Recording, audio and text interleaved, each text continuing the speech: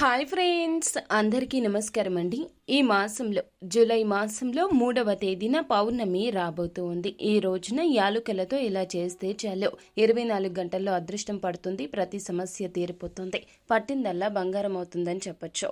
కాబట్టి ఈ పౌర్ణమి తిథి నాడు ఈ చిన్న పరిహారం మర్చిపోకుండా చేయండి. యాలుకల గురించి మనందరికీ తెలిసిందే కదండి. ధనాన్ని ఎంత బాగా ఆకర్షిస్తాయో, మనకు ఉండే సమస్యల నుంచి కూడాను అంతే బాగా బయటపడేస్తాయని చెప్పొచ్చు. కాబట్టి ఈ పౌర్ణమి తిథి నాడు యాలుకలతో ఈ పరిహారం చెయ్యండి. మనకు ఏమిటంటే ఈ యొక్క రోజున జూలై 3వ తేదీన సోమవారంతో కూడుకుని పౌర్ణమి రాబోతోంది.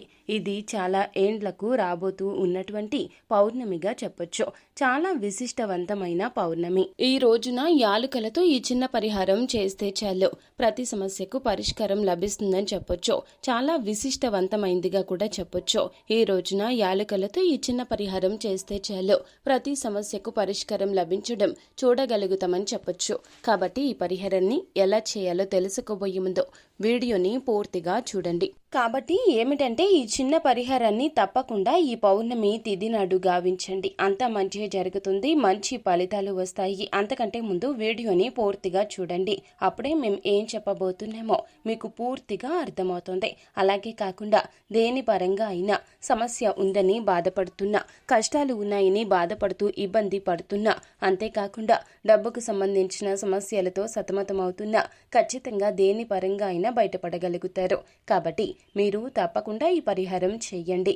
మనం ఏమిటంటే పౌర్ణమికి సంబంధించిన కొన్ని విషయాలు తెలుసుకుందాము. ఈ తిథి గొప్ప తిథి. ఈ రోజున మనం చేసే ఎలాంటి పని అయినా కూడాను తప్పక మంచి ఫలితాలు కలగచేస్తుంది. ఈ తిథి అంటే లక్ష్మీదేవికి చాలా ఇష్టము. ఈ రోజున పరిహారం చేస్తే చాలా చక్కటి ఫలితాలు వస్తాయని శాస్త్రంలో వివరంగా చెప్పడం జరిగింది.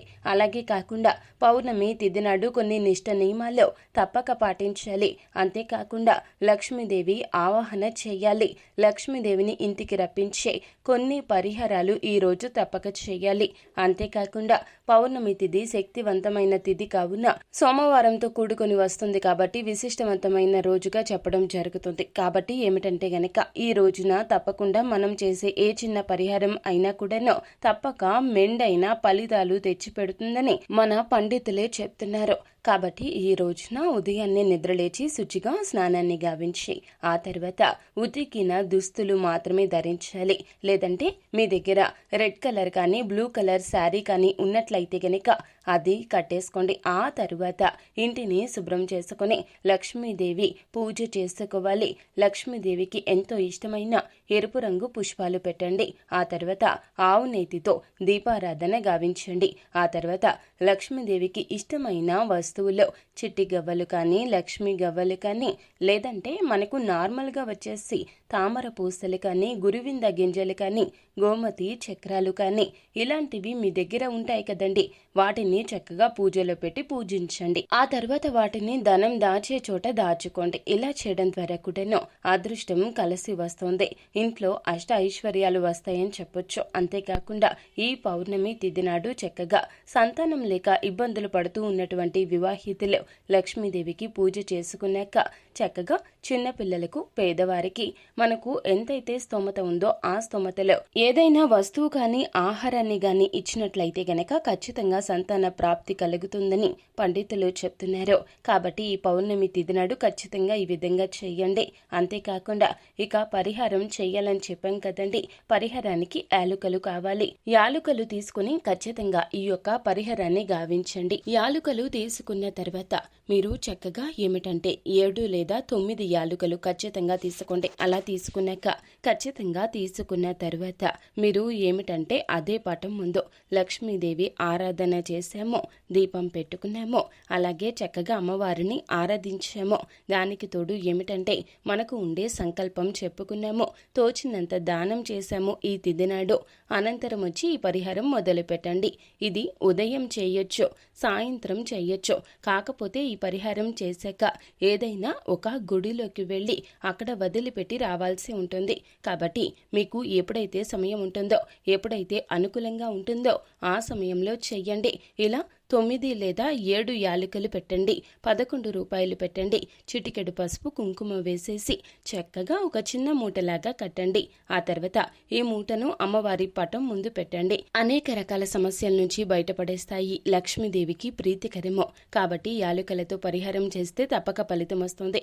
ఏ పరిహారం చేస్తున్నామో, దేని ద్వారా చేసుకుంటున్నామో, పరిహారం అనేది ఎందుకు చేస్తున్నామో అనేది చక్కగా ధ్యానించుకోండి.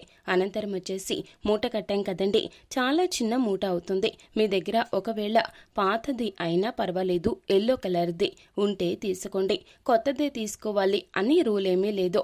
ఒకవేళ పసుపు రంగు వస్త్రం లేదు అనుకునేవారు తెలుపు రంగు వస్త్రం తీసుకొని పసుపు నీటిలో అద్దేయండి. అది పసుపు రంగులోకి మారిపోతుంది. ఇలా అయినా పరిహారం చెయ్యొచ్చు.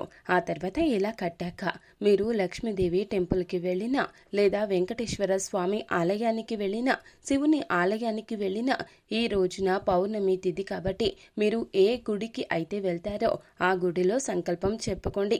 మీకు వివాహం జరగడం లేదా, ధనం రావడం లేదా, ఆర్థిక సమస్యలతో ఇబ్బందులు పడుతున్నారా, దేని గురించి బాధపడుతున్నారో, అంతేకాకుండా ఏది కావాలని పరిహారం చేస్తున్నారో ఆ సమస్య మాత్రమే చెప్పండి.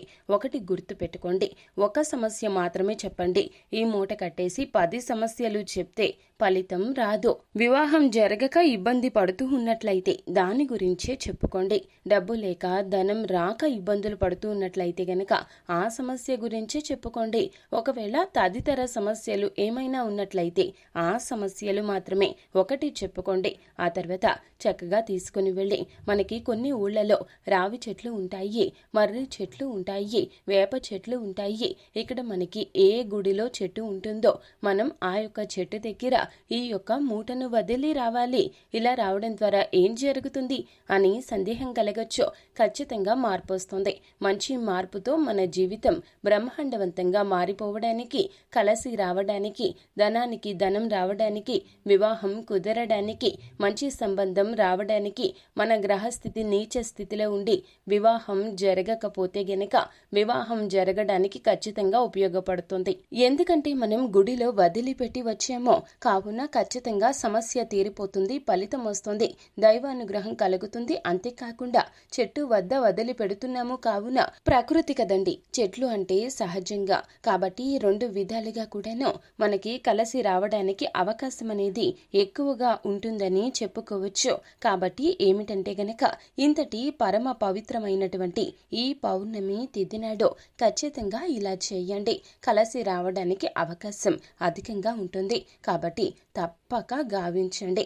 ఇలా చేస్తే మీ అంత అదృష్టవంతులు ఎవ్వరూ ఉండరు.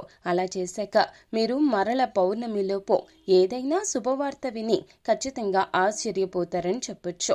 అంత బాగా ఉపయోగపడే పరిహారం కావున నమ్మకంతో చేయండి. చేస్తే మాత్రం ఖచ్చితంగా ఫలితం వస్తుంది. ఇలా ఈ యొక్క పరిహారాన్ని తప్పక ఆచరించండి. యాలుకలే కదా అని అనుకుంటాము. యాలుకలు చాలా వరకు కూడాను బ్రహ్మాండవంతమైన ఫలితం తెచ్చిపెడుతుంది. ఈ పౌర్ణమికి చేస్తాం కదా, మరల పౌర్ణమి వరకు కూడాను మనం ఏదైనా ఫలితం ఖచ్చితంగా చూస్తాము. వృత్తిపరంగా కావచ్చు, ఉద్యోగ పరంగా కావచ్చు, దేని పరంగా అయినా కూడాను బాగా కలిసి వస్తుంది. ఇంట్లో సుఖ సంతోషాలు లేక, పిల్లలు మాట వినక, భర్త మాట వినక, ఎప్పుడు ఇంట్లో గొడవలు జరుగుతున్నా, సమస్యలు వస్తున్నా, ఇబ్బందులు కలుగుతున్నా, భర్త మీ మాట వినక ఇంట్లో ఎప్పుడు చూసినా గొడవలు జరుగుతున్నా, సమస్యలు అధికంగా వస్తున్నా, ఇబ్బందులు కలుగుతున్నా, ఎవరికి చెప్పుకోవాలో అర్థం కాక ఇబ్బందులు పడుతూ ఉండే సిచ్యువేషన్ అయినా కూడాను వాటి నుంచి బయటపడాలంటే ఈ పరిహారం చెయ్యండి. మనం మన ఇంట్లోనే దైవం ముందు, మన ఇంట్లోనే పూజ గదిలో దైవం ముందు పరిహారం చేస్తున్నాము. అందులోన లక్ష్మీదేవి సమక్షంలో పరిహారం చేస్తున్నాము కావున ఖచ్చితంగా పరిహారానికి ఫలితం వస్తుంది. ఖచ్చితంగా మీరు చూసి ఆశ్చర్యపోతారని చెప్పొచ్చు. అంత బాగా ఉపయోగపడుతుంది పరిహారం. ఒక్కసారి నమ్మకంతో చెయ్యండి. కేవలం తీసుకుని వెళ్ళి ఈ యొక్క మూటను చెట్టు మొదట్లో పెట్టేసి రండి. కానీ గుడి ఖచ్చితంగా ఉండాలి. గుడి లేకుండా ఏదైనా చెట్టు వద్ద మనం పెట్టేద్దాము అనుకుంటే అవదండి. మనకి దేవాలయంలో ఉన్న చెట్టు వద్ద పెట్టాలి. గ్రామాల్లో వేప చెట్టు వద్ద, రావి చెట్టు వద్ద గుడులు ఉంటాయి. అక్కడైనా వదిలిపెట్టి రావచ్చు. అలా వదిలిపెట్టిన ఫలితం వస్తుంది. అంతేకాకుండా ఏమిటంటే వదిలిపెట్టి వస్తారు కదండి, అది ఎవ్వరు ఇప్పినా కూడాను మీకు ఏ రకమైన నష్టం కలగదు. అలాగే ఎవ్వరు మూట తీసుకుని 11 రూపాయలు తీసుకున్న వలన మంచి ఫలితం అయితే వస్తుంది, కానీ చెడు ఫలితం రాదు, బాగా ఉపయోగపడుతుంది. కాబట్టి ఏమిటంటే గనక మీరు అందరూ చూస్తూ ఉండగా ఎలా పెట్టాలి అని సందేహం కలిగినా కూడాను, ఎవరూ లేకుండా ఉన్నప్పుడు, ఎవరూ చూడకుండా ఉన్నప్పుడు ఈ యొక్క మూటను తీసుకుని వెళ్ళి అక్కడ పెట్టేసి రండి. కానీ ఒకటి గుర్తుపెట్టుకోండి, ఈ పౌర్ణమి తిథి నాడు మాత్రమే ఈ పరిహారం చేయాలి. అప్పుడే మెండుగా ఫలితాలు వస్తాయి.